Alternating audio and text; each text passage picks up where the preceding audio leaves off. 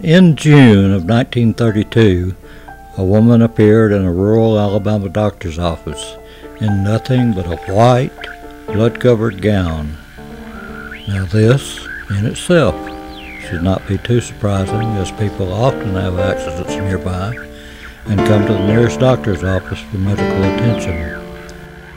But there were two things that caused people who saw her that night to vomit and flee in terror. The first being that she wasn't exactly human. She resembled something close to a mannequin, but had the dexterity and fluidity of a normal human being.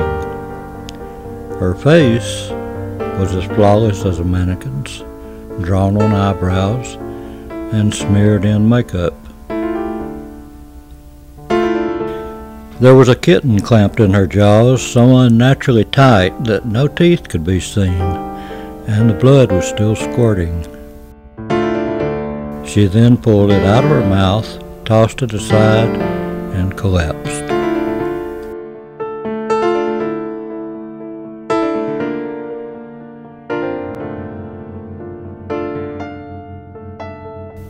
From the moment she stepped through the entrance to when she was taken to her room, after the doctor had found her and demanded that they prepare her for sedation, she was completely calm, expressionless, and motionless.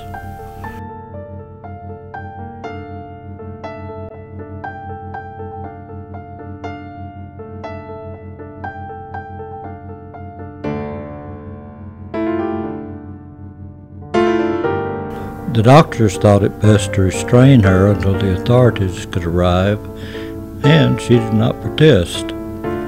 They were unable to get any kind of response from her, and most staff members felt too uncomfortable to look directly at her for more than a few seconds.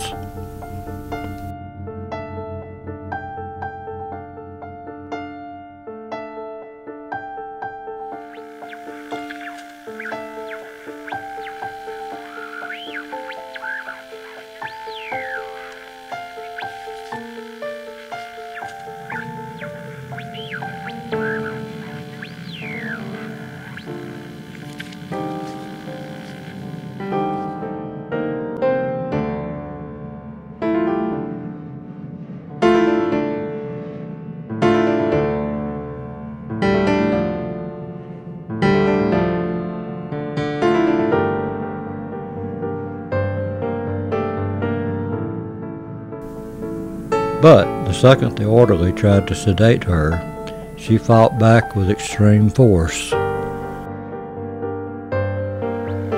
The doctor and the orderly had to hold her down as her body rose up on the bed with that same blank expression. They decided it best to leave her alone for a bit before retrying to sedate her. When the orderly returned, she turned her emotionless eyes toward him and did something unusual. She smiled. In the woman's mouth were not human teeth, but long, sharp spikes.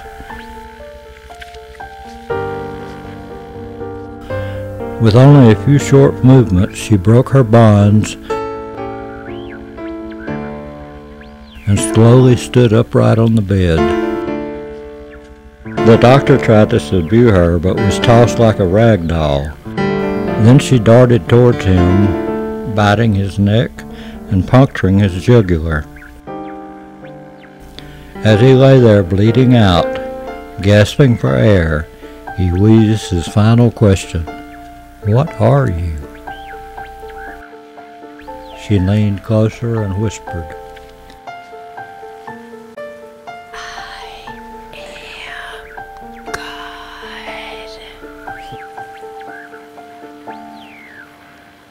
The doctor's eyes filled with fear as he watched her calmly walk out the door to feast on the remaining patients and staff. Over 13 people were brutally massacred and eaten that night. The male orderly who survived the incident named her the Expressionless. Unfortunately, that orderly was me.